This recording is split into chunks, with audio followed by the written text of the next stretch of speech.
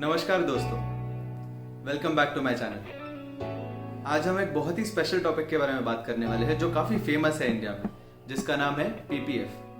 तो ये पीपीएफ क्या है, कैसे काम करता है, हमें इसके क्या बेनिफिट्स है, आज ये सब चीज़ें हम जानेंगे इस वीडियो में। बने रहिए।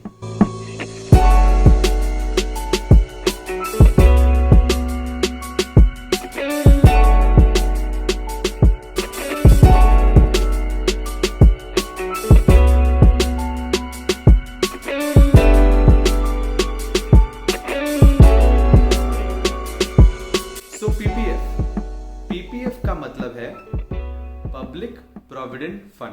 पीपीएफ को हम ऐसे जानते हैं कि ये एक रिस्क फ्री और एक टैक्स फ्री रिटर्न्स देने वाला इंस्ट्रूमेंट है। अब हम देखेंगे कि पीपीएफ के एक्चुअल बेनिफिट्स क्या है। तो इसके 3 मेजर बेनिफिट्स है। पहला बेनिफिट ये है कि हमें सेक्शन 80C में 1.5 लाख जो हमें बेनिफिट मिलता है 80C का, वो हम पीपीएफ के थ्रू ले सकते हैं। सेकेंड मेजर बेनिफिट है कि हमारा जो इन्वेस्टमेंट है ये मार्केट रिस्क से बाहर है। सो हमारा जो पैसा इन्वेस्ट होता है ये किसी भी मार्केट रिस्क में नहीं आता है, हमें रिस्क फ्री रिटर्न मिलता है इसमें से। थर्ड जो मेजर बेनिफिट है वो ये है कि हमारे जो रिटर्न्स आने वाले हैं ये टैक्स फ्री रिटर्न्स है। तो ये 3 मेजर बेनिफिट्स है जिसकी वजह से काफी लोग पीपीएफ को प्रेफर करते हैं। अब ये पीपीएफ अकाउंट कौन खोल सकता है? PPF account any resident individual भारतीय ये अकाउंट खोल सकता है, बराबर। और इसमें 2 पार्ट्स है। एक जो एडल्ट है अबव 18 जो भी है वो एक अकाउंट खोल सकता है, और जो माइनर है बिलो 18 एज का है उनके लिए उनके पेरेंट्स उनका एक अकाउंट खोल सकते हैं। सो आप ये पीपीएफ अकाउंट कहाँ खोल सकते हैं? ये बैंक्स और पोस्ट ऑफिस में आप ये अकाउंट खोल सकते हैं पीपीएफ का। इसमें मिनिमम इन्वेस्टमेंट जो है वो 500 रुपए होता है सालाना, या आप 1.5 लाख भी कर सकते हैं जिससे आप एटीसी का बेनिफिट ले सको। और आपको अगर लगता है कि 1.5 लाख के अबाव आपको इन्वेस्ट करना है आप कर सकते हो, पर आपको एटीसी के अलावा उसमें और टैक्स बेनिफिट नहीं मिलता है। So these are the 2 places. अब बात करते हैं इसके मैच्योरिटी की। अब मैं अगर इन्वेस्ट करता हूं इसमें पैसा तो मुझे पैसा कब मिलेगा?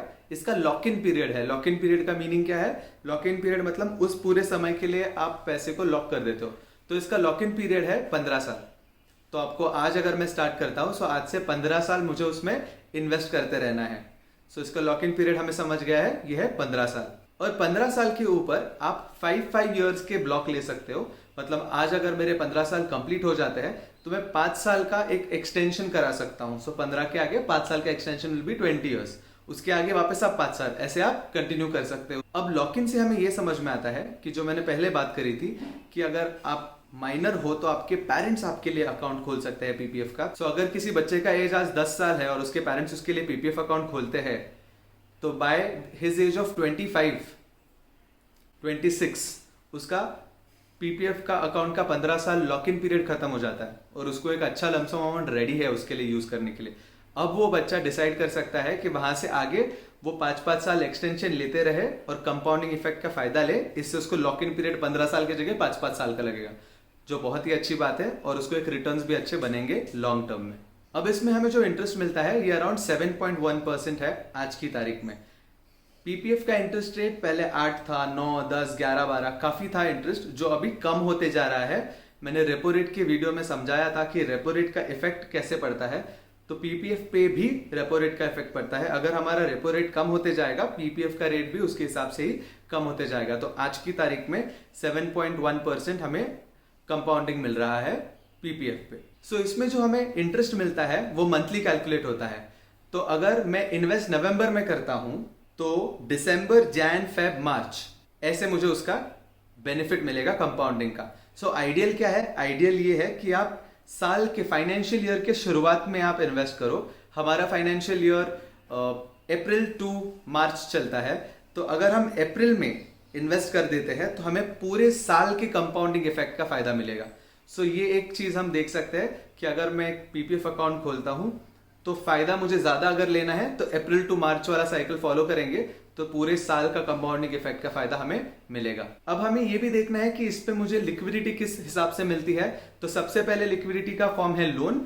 लोन हमें मिलता है इसमें 3rd year to 6th year के बीच। सो इन्वेस्टमेंट अगर हमने आज स्टार्ट किया है, आज से 3 साल बाद 3rd ईयर से लेके 6th ईयर के बीच में हमें उस पर लोन मिल सकता है। और 6th ईयर के आगे क्या होगा? तो 6th ईयर के आगे आपको पार्शियल विड्रॉवल का ऑप्शन मिलता है।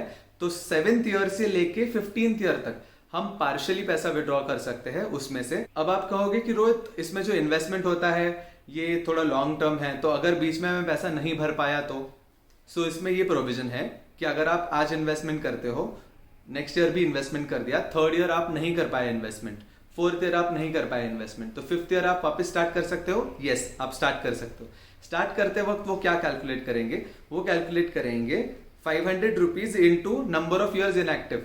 तो हमारे केस में हमने 2 साल पैसा नहीं भरा था बीच में, तो 500 इंटू 2, तो 1000 रुपए वो, प्लस 250 पेनल्टी चार्ज लगता है इंटू नंबर ऑफ ईयर्स, तो वो 500 रुपए अलग से। तो ऐसे हमें पेनल्टी चार्ज और ये भर के हम अपना अकाउंट रीस्टार्ट कर सकते हैं। अगर मैंने पीपीएफ अकाउंट खोला है और मुझे लगता है कि अभी मैं इसमें कंटिन्यू नहीं कर पाऊंगा, तो मैं किस टाइम के बाद इसे बंद कर सकता हूँ? 5 साल के बाद।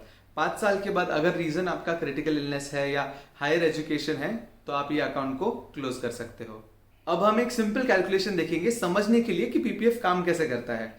तो मैं एग्जाम्पल में क्या ले रहा हूं कि एक बंदा है जो 10,000 रुपए एवरी मंथ पीपीएफ में डालता है और हमारा टेन्योर कितना है? 15 साल का है। तो 15 साल बाद 7.1% का अगर मुझे कंपाउंडिंग मिलते रहेगा तो मेरा कॉर्पस कितना बनेगा?